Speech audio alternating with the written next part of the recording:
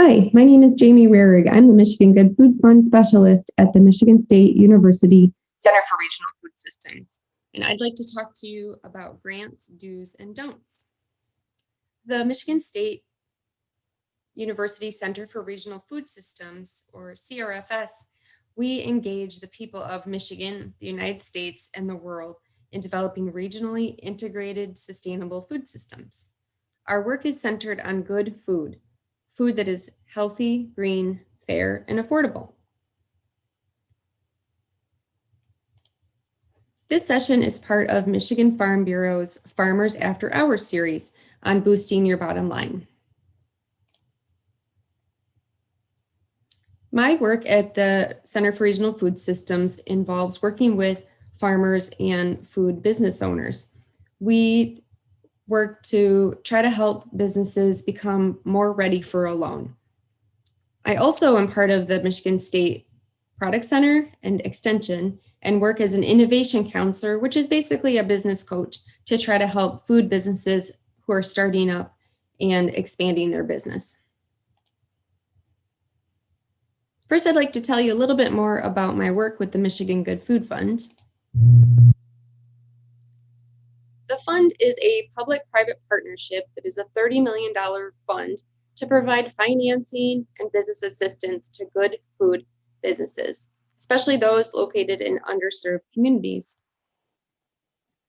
We could not do this work without a huge partnership. So you can see here our group of partners. Many of these partners are community development financial institutions, which are specialized lenders who are also interested in things like healthy foods.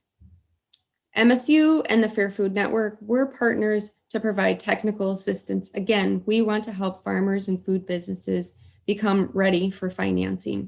Oftentimes, we do not know when financing is going to be needed. There's a big opportunity or a huge sale opportunity, and you're going to potentially need financing. We want you to be ready.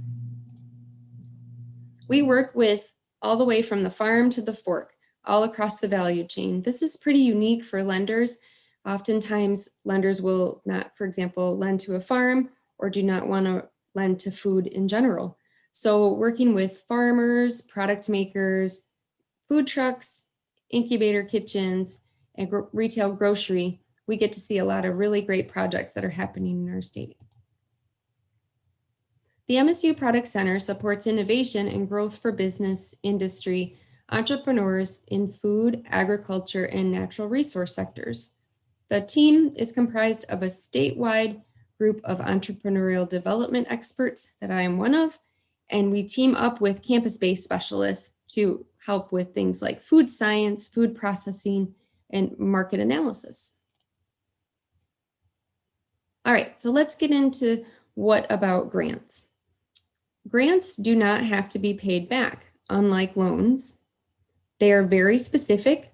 For example, you're interested in a grant that is only available for farmers, but they're also specific to other things like race, gender, veteran status, and other criteria.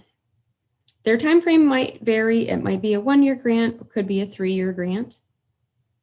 And grants are not promised. A lot of people come to me trying to get their business financed all through grants, and they are not promised. They are incredibly competitive, and it is not a good business strategy. Grant applications can be incredibly intimidating. The Michigan or United States federal grants can require quite a bit of paperwork.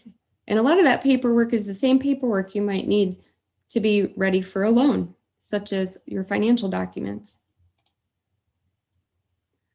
The application process is incredibly hectic. You may only have 4 weeks for the application to be submitted. Oftentimes, it feels like everything is very last minute, and you may have to pull some all-nighters. My biggest recommendation is to start as early as you can. For example, letters of support are often required with an application. When you request a letter, you can provide template language to help the organization or the person you're requesting the letter from better understand the project. You also should know that the letter could take 2 days or even a couple weeks to get back to you if it has to go up to the higher ups for signature. If the application asks for 2 letters of support, provide 2 letters of support. Please do not submit an application without letters of support. The reviewers could ding you on this. You may get a lower score for not following directions. Same thing as if you provide too many. They're going to wonder why you provided extra when the application only requested 2.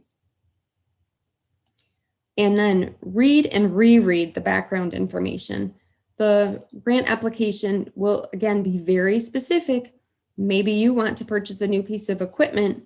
You don't want to spend 4 weeks writing a grant application to find out that funding does not cover equipment purchases. You can also read more about the projects that have been previously funded to try to figure out what your project or how your project might fit into that funding opportunity. The good thing is there's lots of opportunities for grants for farmers, not necessarily grants for specific product makers all the time. So that's a really good thing. Most grants go to nonprofits and universities, and there could also be an opportunity for you to partner up with the university if it's a specific research grant, for example. Think about the timing.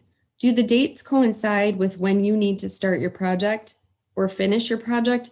If not, then maybe this is not the year to apply, but maybe it'll fit in the next 5 years. Just keep looking at your business plan and see where it might make the most sense. All right, let's talk about match. Match could be a new term for some of you. Match is funds that are required by some grants, not all, to show that you are buying into this project. For example, a grant might require 25% match. That means if you're applying for $100,000, you need to show that you have $25,000 available, whether it's in a loan or it's cash or something else, in order to show the organization that you have this buy-in. Other grants can be reimbursement grants. You may have to purchase your equipment or pay for the construction or production ahead of time and then show them proof of payment, and then you would be reimbursed. Please consider your reporting capacity. Often grants have a very large requirement around reporting. If you're a one-person show, this may be overwhelming for you. So just please consider that. We don't want you getting overwhelmed. We want you to have a successful business. You can go online ahead of time and apply for your federal ID or DUNS number. You can also register online with the federal government on a SAMS account. Some folks have trouble with this registration process. It could take time, and you don't want to take time away from that very short window of time you have to write a grant application. Get someone who knows very little about your project to read your application before you submit it. This will help provide hopefully honest feedback where your application may not make sense, it might not flow correctly, or it might be missing information. Try to find somebody who knows, again, nothing about your business or the project, because most of the reviewers will not know anything about your business. This is your time to really give your pitch in the application. Pitch your project to the grantor. Think about it that way. Tell your story in that application. This helps the reviewer understand the steps, timeline, and budget as best they can. Make sure your project that you're writing up is basically just right. It's not too ambitious and it's not too small. If a reviewer sees a project that's too ambitious and they think that the project will never get done in, for example, 1 year or 3 years, you might not get funded. Same thing as if the project seems not quite big enough for the amount of money that you're asking for. Make sure that you give that reviewer adequate details so they understand your project and Again, this goes back to having somebody review your application who might not be familiar with your business. Submitting an application early is okay, but don't do it too early, just in case more information comes forward, whether it's a new webinar, opportunity to hear from the grant administrator, or potentially they update the background information altogether. This has happened to me once, and it did require a significant change for us to go back into the application and rewrite. Also, do not be late. If you're late, you will likely not be included in the consideration. All right, again, just making sure this grant application is just right for you. Consider your skills and abilities. Do you have those abilities to write the reports, submit the financial documents that that agency is requesting? Maybe you have a finance officer or a COO who might be able to help you with this. Make sure that you're talking to each other so your budget ties to your project. And again, it makes sense to a reviewer, not too big, not too small. Go ahead and tie your budget to a budget justification as well. This is where you write out very specific details, like for example, how much different equipment will cost, how much salary will be required, which is not always allowed in grants. So please check for that, but justify what your budget is to tie to your project. If you were not funded, it's okay to try again. Find out if someone from the agency will speak to you and learn what the reviewers had to say about your project. This can help you write a better application the next time. And keep those notes too. So take notes while they're explaining to you what the reviewer said so you can refer back to them. This also will give you time to modify your business plan and think about if this is the right timing for this project.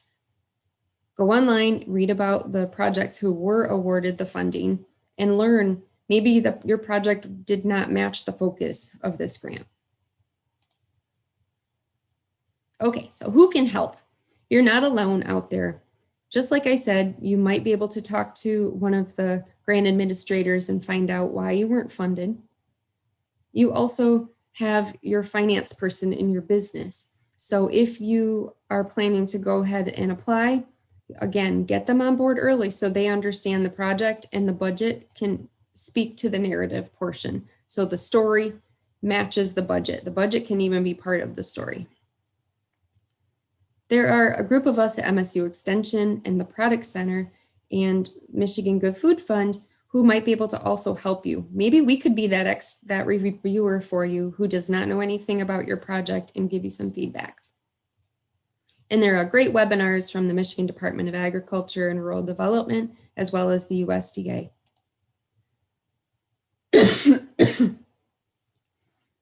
One document that you might find helpful is the Center for Regional Food Systems Funding Sources for Food-Related Businesses. This is a guide that we update every year.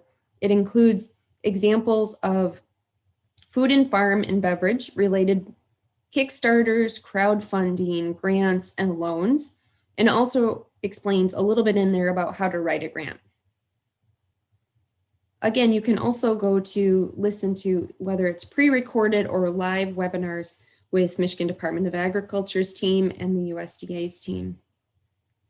And of course, there's consultants out there who are willing to help you write grants. One example of a great online resource is the Michael Fields Agriculture Institute. There are lots of great presentations and slides and resources that explain how to write a grant. So as you can see, there's lots and lots of grants, do's and don'ts. So just for some last thoughts, how to find out that grants are even available. I think this is one of the biggest issues. People don't even know the grant came out and they don't find out until after it's closed. So sign up for emails. I know no one wants more emails in their inbox, but you'll see when that grant application opens up and you can start to get organized right away. Also follow social media like Michigan Department of Agriculture, Michigan Economic Development Corporation, the Michigan Good Food Fund, Center for Regional Food Systems, Extension, and the Product Center. We all will be posting on whether it's Facebook, Twitter, LinkedIn. So whatever social media networks you follow, you can go ahead and like us or follow us too and learn more. And that is it for me. I thank you very much for your time and hope to see you around and meet you and hear about your farm business sometime in the future. Thank you.